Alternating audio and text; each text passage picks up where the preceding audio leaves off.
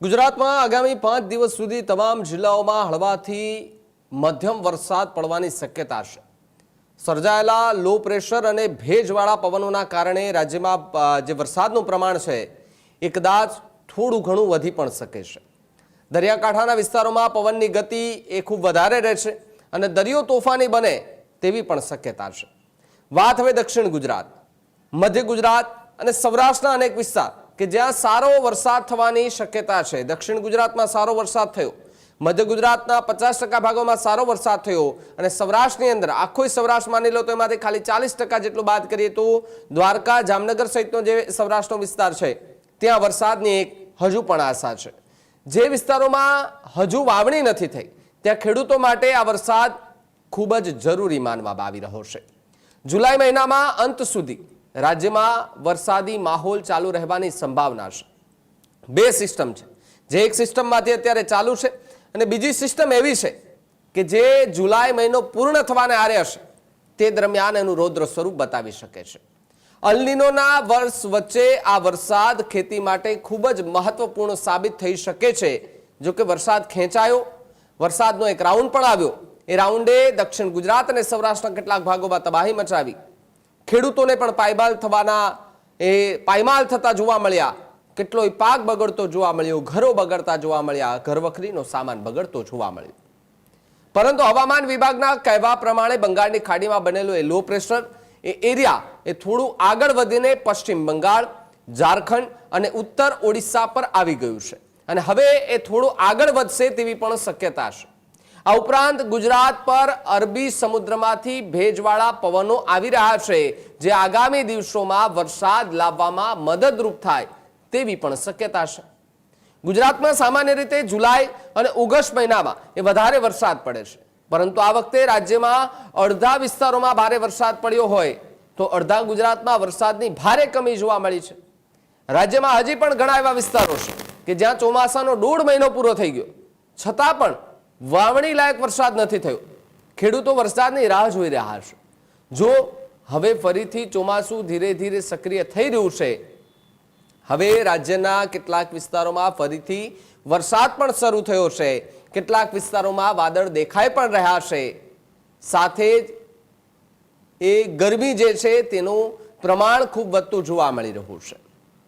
હવામાન વિભાગે આગાહી કરી છે તે પ્રમાણે ગુજરાતમાં હજી વરસાદનું પ્રમાણ વધવાની શક્યતા છે અને લગભગ જુલાઈ મહિનો પૂરો થાય ત્યાં સુધી વરસાદ પડી પણ શકે છે।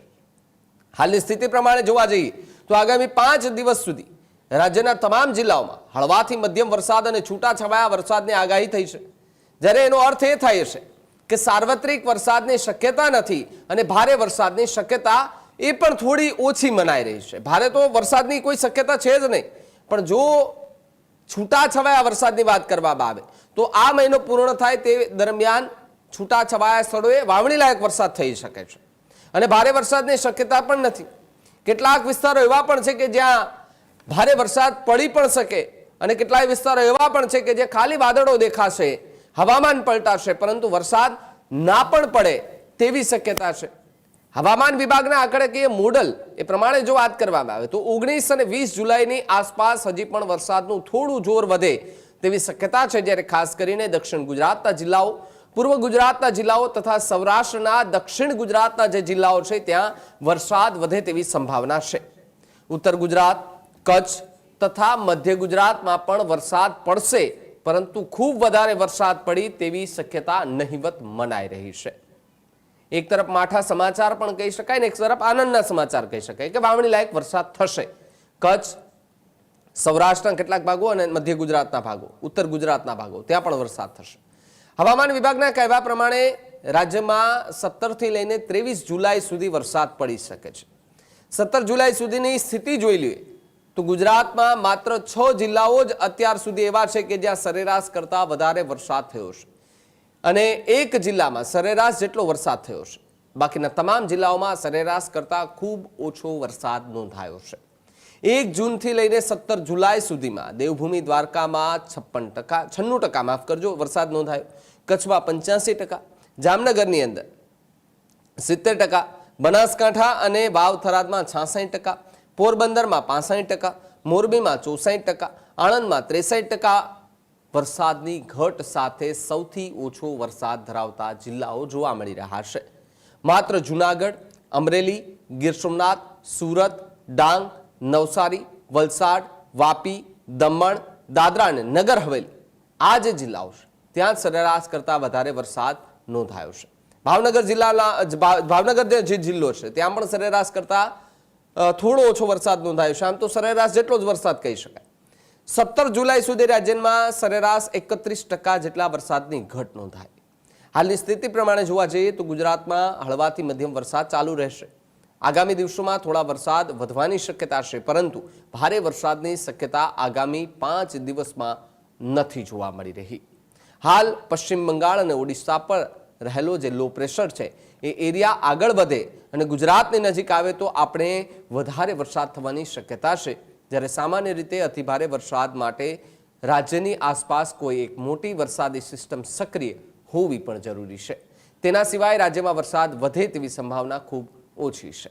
હવામાન વિભાગ અને હવામાનની બીજી એજન્સીઓના મોડેલ પ્રમાણે વાત કરીએ તો બંગાળની ખાડીમાં સર્જાયેલ આગળ વધેલું લો પ્રેશર એરિયા 25 તારીખની આસપાસ મધ્ય ભારતમાં આવી શકે છે. હાલની સ્થિતિ પ્રમાણે કેટલાક મોડેલો દર્શાવે છે કે આ સિસ્ટમ ગુજરાત પર આવી શકે છે અને જ્યારે સિસ્ટમો આવે ત્યારે ભારેથી અતિભારે જે વરસાદ છે તે પણ પડી શકે છે. પરંતુ હજુ લાંબા ગાળાનું પૂર્વાનુમાન છે, તેમાં ફેરફાર થવાની શક્યતા છે. હવામાન વિભાગે જારી કરેલા લાંબા ગાળાના પૂર્વાનુમાન પ્રમાણે જુલાઈ મહિનામાં છેલ્લા દિવસો દરમિયાન વરસાદ વધે તેવી શક્યતા છે અને ઓગસ્ટ મહિનાના પ્રથમ અઠવાડિયામાં વરસાદ ઘટે તેવી સંભાવના છે. આ ઉપરાંત 19 જુલાઈની આસપાસ એક વેસ્ટર્ન ડિસ્ટર્બન્સ પણ ભારત તરફ આવવાની શક્યતા છે અને તેની સાથે જો કોઈ સાયક્લોનિક સર્ક્યુલેશન બને તો ભારતની અંદર અને ખાસ ગુજરાતમાં વરસાદમાં થોડો ફાયદો થઈ શકે છે.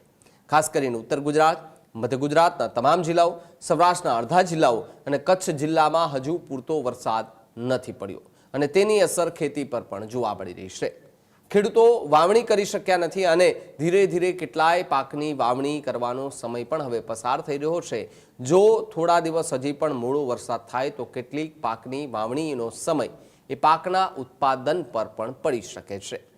અત્યારની સ્થિતિ પ્રમાણે ઉપરોક્ત વિષયના હળવાથી મધ્યમ પ્રકારના વરસાદની શક્યતા છે અને આગામી 5 દિવસમાં ત્યાં સાર્વત્રિક કે ભારે વરસાદની શક્યતા નહિવત બનાઈ રહી છે. ઉપરોક્ત જિલ્લામાં છૂટાછવાયા વરસાદ પડે તેવી શક્યતા દેખાઈ રહી છે, જેના કારણે હજી પણ ઘણા વિસ્તારો એવા છે કે જ્યાં આગામી 5 દિવસ સતત સુધી વરસાદ વાવણી લાયક ન વરસે તેવી પણ સંભાવના દેખાઈ રહી છે. આ ઉપરાંત જે ખેડૂતોએ આગોતરી વાવણી કરી દીધી છે અને પિયતની પૂરતી સગવડ નથી તેના પર પણ અસર થાય તેવી શક્યતા છે. જો આ બંગાળની ખાડીમાં સર્જાયેલો અને હાલ ઓડિશા અને પશ્ચિમ બંગાળ પર રહેલો લો પ્રેશર એરિયા ગુજરાત પર આવે તો 25 જુલાઈ બાદ આ જિલ્લાઓમાં વરસાદ વધી શકે છે અને વાવણી લાયક વરસાદ પણ થઈ શકે છે. ત્યારે ગુજરાતની અંદર આગામી 5 દિવસ સુધી તમામ જિલ્લાઓમાં હળવાથી મધ્યમ વરસાદની શક્યતાઓ વર્તાઈ રહી છે અને સર્જાયેલા લો પ્રેશર અને ભેજવાળા પવનોના કારણે રાજ્યમાં વરસાદનું પ્રમાણ વધુ ઘટતું પણ જોવા મળી રહ્યું છે. દરિયાકાંઠાના જે વિસ્તારો છે એ વિસ્તારોની અંદર ખૂબ ભયંકર વાતાવરણ છે. દરિયાકાંઠાના જે વિસ્તારો છે તેની અંદર ખૂબ ભયંકર વાતાવરણ એટલા માટે છે કારણ કે ત્યાં પવનની ગતિમાં વધારો છે અને હજુ પણ પવનની ગતિમાં વધારો થાય તેવી શક્યતા છે. જેમ કે ગીર સોમનાથ, દીવ અને ભાવનગરનો જે વિસ્તાર છે ત્યાં સુરતનો પણ વિસ્તાર માની લઈએ આપણે, ડુમસ દરિયો આવેલો છે ત્યાં પણ માની લઈએ તો હવાનું પ્રમાણ વધી શકે છે. જ્યારે દક્ષિણ ગુજરાત, મધ્ય ગુજરાત અને સૌરાષ્ટ્રના અનેક જિલ્લાઓમાં સારો વરસાદ થવાની પણ જે છે તે સંભાવના વર્તાતી જોવા મળી રહી છે. જે વિસ્તારોમાં હજુ વાવણી લાયક વરસાદ નથી થયો ત્યાં ખેડૂતો માટે આ વરસાદ ખૂબ જ રાહતદાયક માનવામાં આવી રહ્યો છે અને જુલાઈ મહિનાના અંત સુધીમાં રાજ્યની અંદર વરસાદી માહોલ ચાલુ રહેવાની સંભાવના વર્તાતી જોવા મળી રહી છે. અલ નીનોની આ વર્ષે જે અસર થઈ એ વરસાદ ખેતી માટે અને ખેડૂતો માટે ખૂબ ખરાબ પરિસ્થિતિ ઊભી કરી રહી છે. હવામાન વિભાગના કહેવા પ્રમાણે બંગાળની ખાડીમાં બનેલું લો પ્રેશર એ એરિયા થોડો આગળ વધે છે તો પછી ગુજરાતના કેટલાક વિસ્તારોમાં તેની અસર થવાની પૂરેપૂરી સંભાવના મનાઈ રહી છે. બંગાળ, ઝારખંડ અને ઉત્તર ઓડિશા પર એ જે એરિયા છે, લો પ્રેશર એરિયા છે, થોડો આગળ વધીને આવી ગયો છે. ક્યાં ક્યાં આવ્યો છે તો બંગાળ, ઝારખંડ અને ઉત્તર ઓડિશા પર આવી ગયો છે અને હજુ થોડોક આગળ વધશે તેવી શક્યતા છે. અને જો એ થોડું કંઈ આગળ વધે છે તો પછી ગુજરાતના જે વિસ્તારોની અંદર વરસાદ બાકી છે એ વિસ્તારોની અંદર વરસાદ પૂરતા પ્રમાણમાં આવી પણ શકે છે. એમની સાથે જો કોઈ સાયક્લોનિક સર્ક્યુલેશન સાયક્લોનિક સિસ્ટમ જો સક્રિય થાય છે તો પછી ગુજરાતની અંદર જે વરસાદની ઘટ છે એ ઘટ બુરાઈ શકે છે, પૂરી થઈ શકે છે અને સારામાં સારા વરસાદની ગુજરાતમાં વાપસી થઈ શકે અને જે અડધું ચોમાસું વરસાદ વગર ગયું છે એમની ઘટ કદાચ આવનારા સમયમાં પૂરી થાય તેવી પણ સંભાવના છે. એટલે કે અત્યારે બે પૂરતી આ મહિનાની અંદર એક સિસ્ટમ અત્યારે સક્રિય છે જે ગુજરાતના કેટલાક વિસ્તારોમાં ધીમી ધારે વરસાદ વરસાવી રહ્યો છે, ઝાપટાઓ પડી રહ્યા છે. એક સિસ્ટમ હજુ પણ આવશે કે જે જુલાઈ મહિનાનો અંત આવશે, મહિનો પૂરો થવાનો આવશે ત્યારે 2 થી 3 દિવસ એ સિસ્ટમ ખૂબ સારો તો ન વરસાદ કહેવાય પરંતુ જે ખેડૂતોને જરૂરિયાત છે એટલો વરસાદ પાડી શકે છે તેવી હાલ તો સંભાવના દેખાઈ રહી છે. પવનની ઝડપમાંથી આપણે છુટકારો મળશે અને સ્વાભાવિક રીતે પવનની ઝડપમાંથી ઘટાડો મળે તો જ પછી આગળ આપણે વરસાદના ઉજળા ચાન્સ હોય. જ્યાં સુધી આ પવન આટલી ઝડપે ફૂંકાતો હોય ત્યાં સુધી રાજ્યમાં વરસાદની ગતિવિધિ ના જોવા મળે. અને એ જ રીતે જોવા જઈએ તો છેલ્લા 8-10 દિવસથી જે આ પવનની ઝડપ વધી હતી અને 8-10 દિવસથી આપણે રાજ્યમાં વરસાદની ગતિવિધિ પણ જોવા નથી મળી. હવે આવતીકાલથી પવનની ઝડપમાં ચોક્કસથી ઘટાડો થાય તેવી પૂરી શક્યતાઓ છે. એ સાથે અત્યારે અરબ સાગરમાં પણ કરંટ આવ્યો છે, મોન્સૂન ઓફશોર ટ્રફ સક્રિય થયો છે અને બંગાળની ખાડીની અંદર એક લો પ્રેશર બની રહ્યું છે. હવે અત્યારે જે અરબ સાગર સક્રિય થયો છે જેને કારણે મોન્સૂન ઓફશોર ટ્રફ હોય છે એ પોઝિટિવ ફેઝમાં છે, જેના માટે હવે આપણે આજથી લઈને 20 તારીખ સુધી 5 દિવસ સુધી રાજ્યની અંદર અલગ અલગ વિસ્તારમાં છૂટાછવાયા હળવાથી મધ્યમ વરસાદી ઝાપટાઓની શરૂઆત થશે. એટલે આજથી લઈને 20 તારીખ સુધી જે વરસાદી ગતિવિધિ થશે રાજ્યની અંદર એમાં કોઈ જગ્યાએ હેવી વરસાદ કે સાર્વત્રિક વરસાદ નહીં જોવા મળે.